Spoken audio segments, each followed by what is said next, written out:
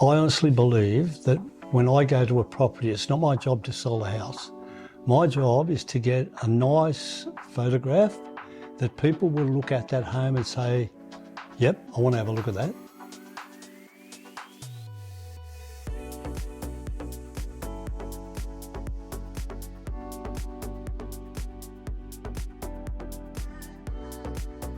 Hello everyone, we're here today with Mark Weeks. As many of you know, Mark's our photographer and has been ever since I've been in real estate.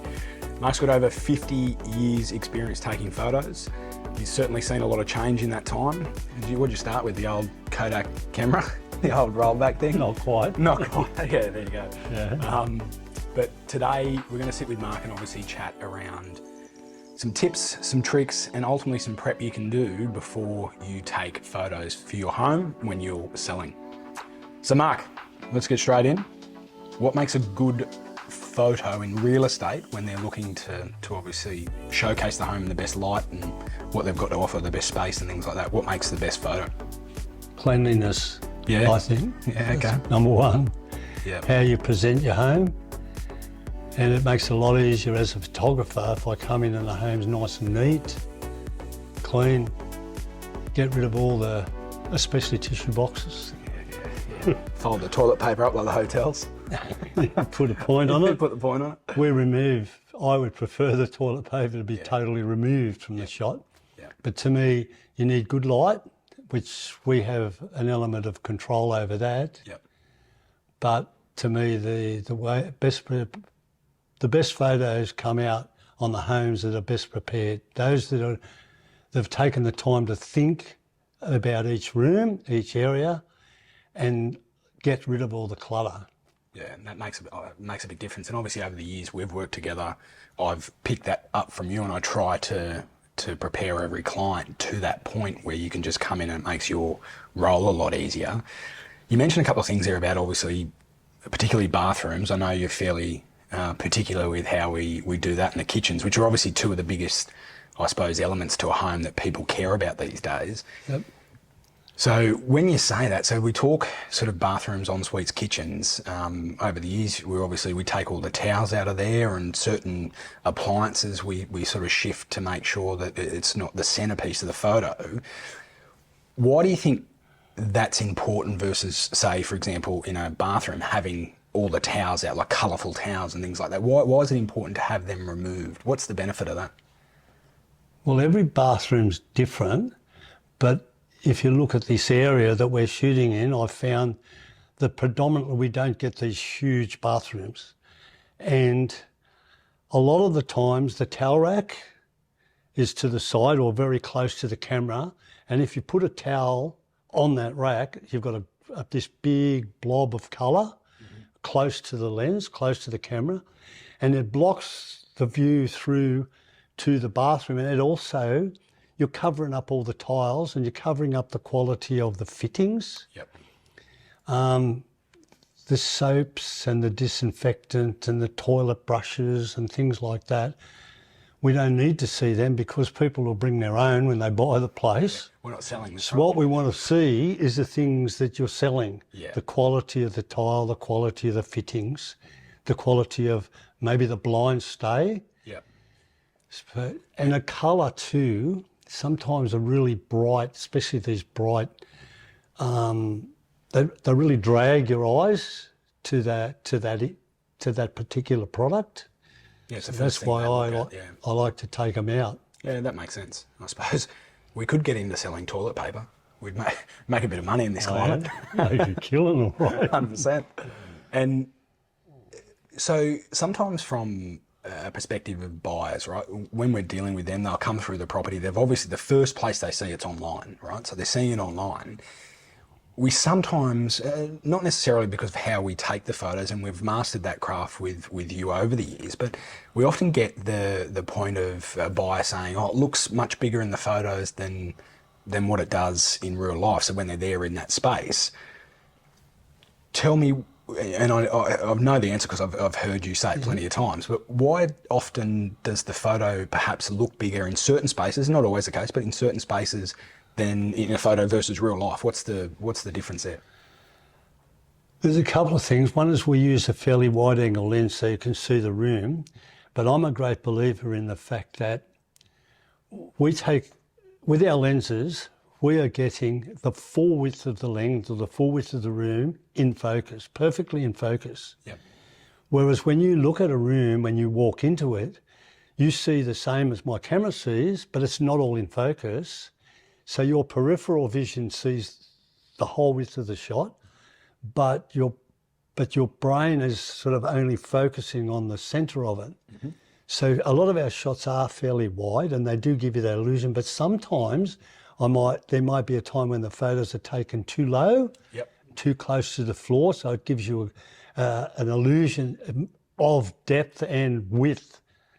Okay. So that's why we shoot not too high, because if we come up too high, you're highlighting the ceiling and the floor's worth more than the ceiling. So I like to try and find a happy medium. Yep, that makes sense. But I look at my photos and I look at the room and I know that my photos are showing clear all the way to the edges where my brain isn't, if that makes sense. Yeah, it does. And I suppose that actually highlights the point that, you know, you can't just get a camera and take real estate photos. There's elements of, like you've said, hey, with the tripod, what sort of height they're at, obviously the light that you can produce, and yep, the tiny things we've spoken about removing that. So why does specific real estate photography, and you haven't just taken real estate photos over the years, why does real estate photography, particularly how we like to shoot property, what are some of the differences in that style of photography versus the everyday run-of-the-mill style? Let's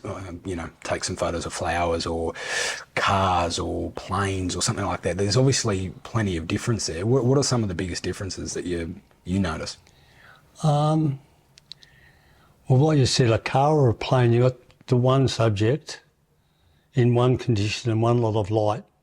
Yep. But when you go in a house, you ask me to do 8 or 10 photos, mm-hmm, and you've got 8 or 10 different rooms, and I start with the outside of the house, yep, and then I go to the back of the house. So the whole lighting is totally different. Yep. Then you go into a room that's like a pool room and it's all black walls and timber ceilings, yep, and the light completely changes. Yeah.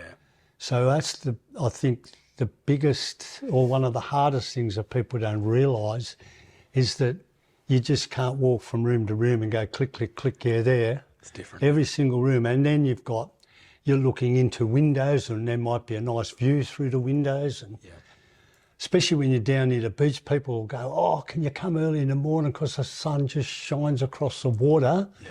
But if you come early in the morning, you're looking straight into the sun, the ocean is just silver. Yes, yeah, because it's not blue. Is that the reflection? Yeah, because of the glare off.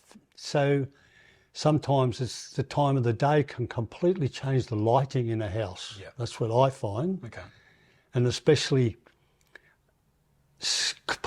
views to the beach or the ocean or the lake, I would prefer to do, it depends what time of the year too. In the winter, it always seems to be it's always a lot bluer. Mm-hmm. There's less pollution on the horizon, things like that. Yeah.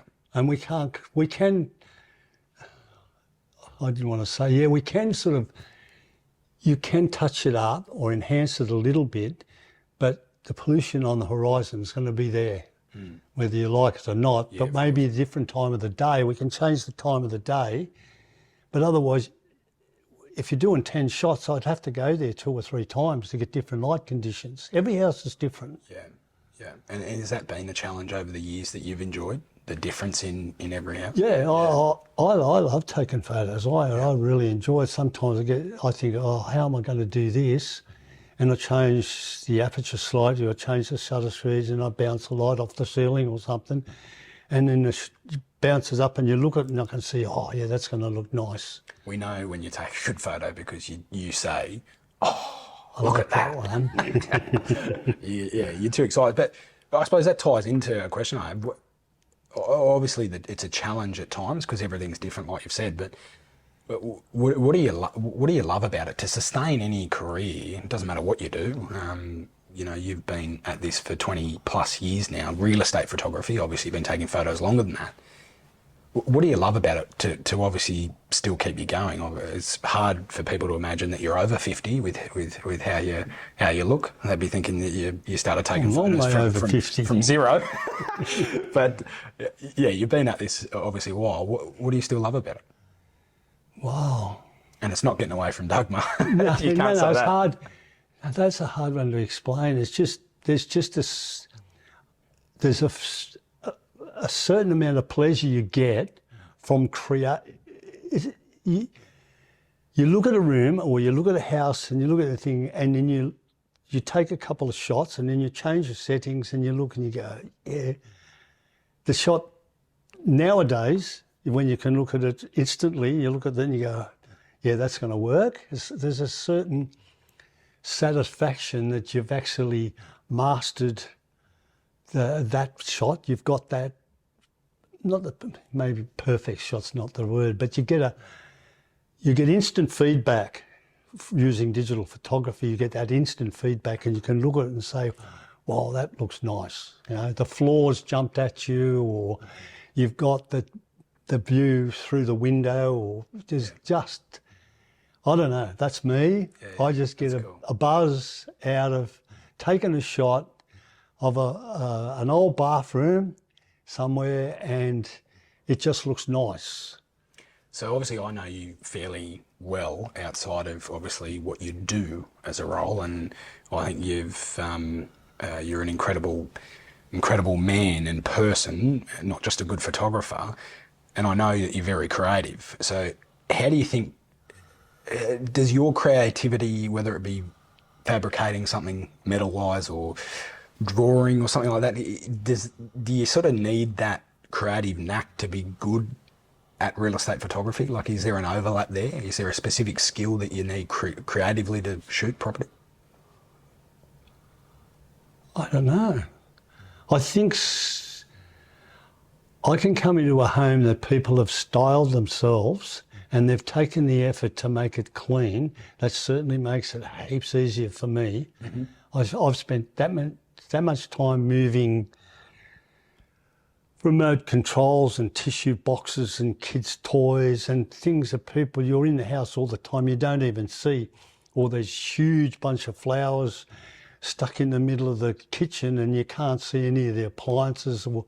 I think sometimes as you do over the years, you've seen how people have prepared their homes, and you've seen that, and so you're taking their ideas and moving it to somebody else's home. Mm-hmm. That's experience, isn't it? Right? It is, but that's all, but from our perspective, when we're selling real estate, that's what it is. And your component to that is showcasing their home. And for us, selling real estate, it's a person-to-person style business, but ultimately you're transferring feelings.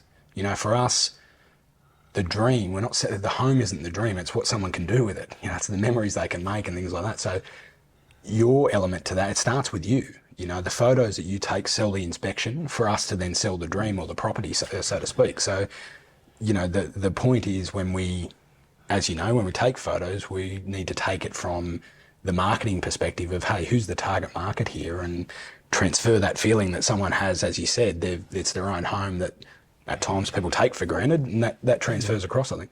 Yeah, I think that's why I always say to people to depersonalise their home, so I can take a photo of this house and people can see their vases or their plants or their other elements of styling.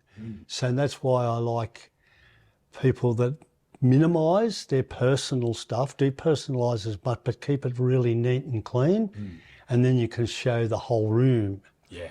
And they can, the person looking at that house can see it as their house. Yeah. And sometimes it might be a nice new wall unit or something like that. It's just it's only a small item, but it sort of enhances the room. That's why a lot of empty houses look so good if you take the time to hire the furniture or get the stylist to bring those elements in. Which probably leads me to 2 points. The depersonalisation. So when someone's looking to obviously list their property for sale, there's an element to depersonalising a home so that it's not as cluttered, more so than anything. But you'd probably agree there's still, I suppose, an element that people want to see how you live there. So it's not necessarily taking down all your photos and things like that. Obviously, there's some privacy things there that people, it's up to their comfortability. But I think it's still important to, you know, have the family photo up if you want, as long as it's not as big as my TV or something like that, which takes up a whole wall. But I think there's still an element that people want to buy a home, not a house, you know, so depersonalising is important, but not all the way, I think. Yes. Can't be too sterile. Sterile, yeah, yes. yeah. I know what you're saying, but it's still, you still want people to look at, I want people to look at my photos and think, gee, that's a nice home, that looks nice and clean. Yeah, but if there is faults, you don't highlight the faults, but if there's a crack in the tile, then they're going to see that when they come. There's a crack in the tile, yeah. Yeah, no point, it is. No point touching it up. But the house hasn't been trashed. Yeah. If it shows that the people have liked their home and they try and get the photo that shows the home is nice and clean and well looked after. Yeah, which is important. Yeah. So we've gone from obviously you starting real estate photography. Again, we know you've taken photos for 50 years, but real estate photography 20 years ago to now, you've obviously seen a fair bit of change in that time frame. Talk us through some of the change initially to now, and then maybe what you're seeing in that digital space moving forward with cameras and the tech there. Oh, it's truth.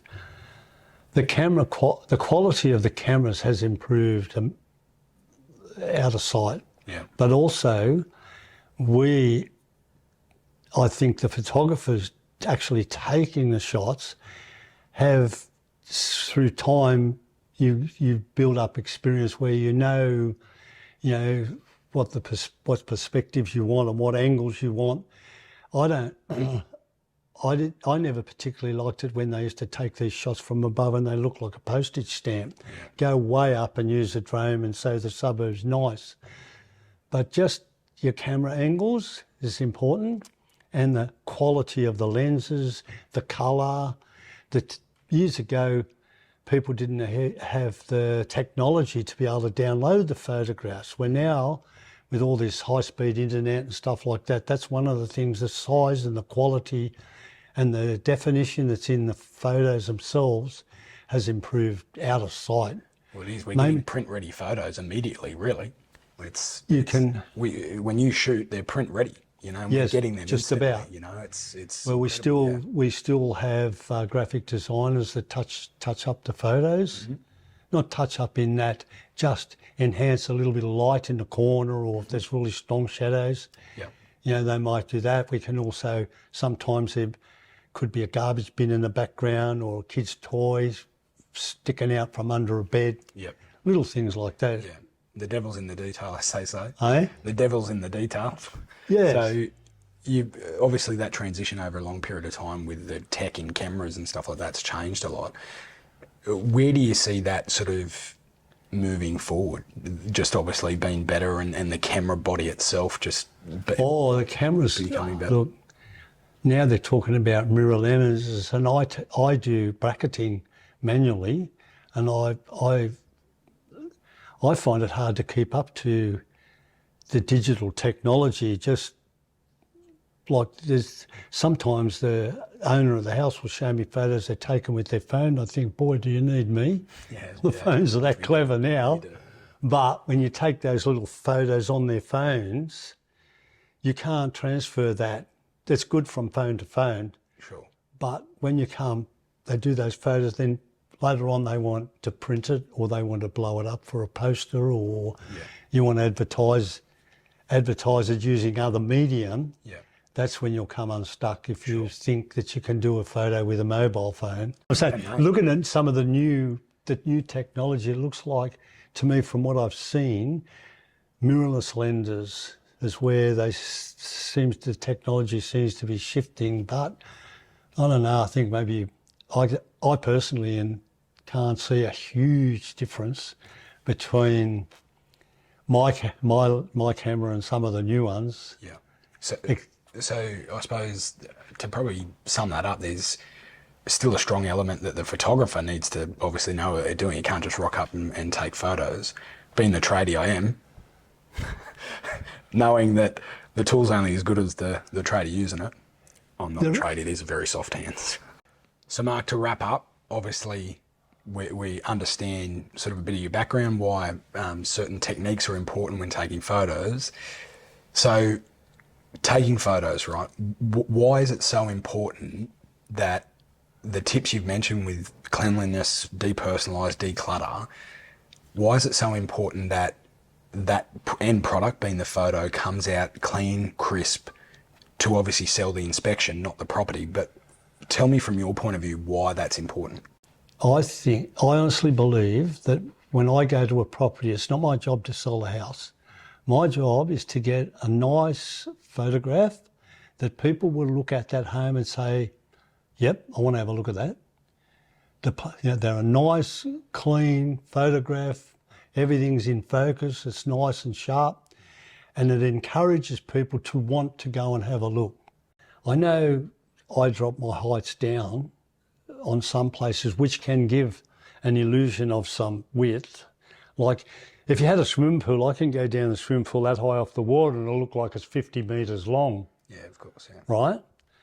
So you stand up and you get the pools. But in the bedrooms, I go down a bit because you want to see the floor. Yep. It's how much space they've got in there. Right? No, but the floor, the carpet or the floorboards are what more important than that ceiling. There's very few ceilings that are worth more than the floorboards. True. Right? True. Unless you're in Kiama, yeah, and they've got pressed metal roofs and nice architraves and things like that. Sure, yeah.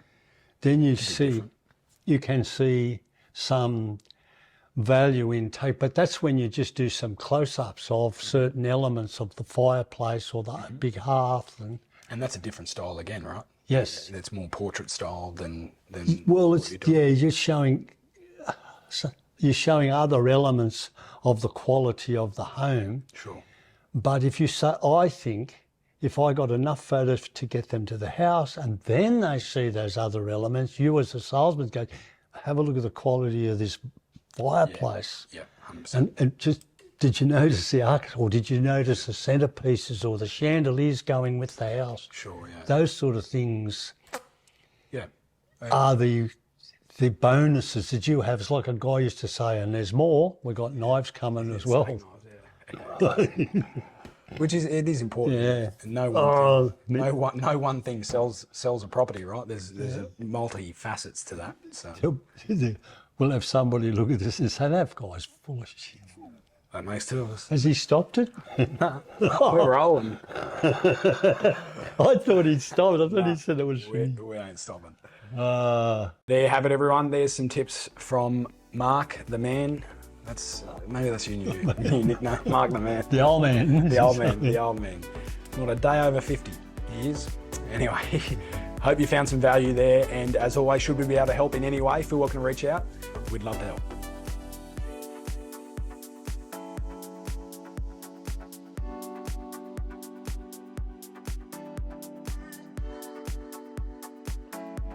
Cool. Done. You did good. You did good. I don't know why you're so nervous. That was good, mate. I thought that was good.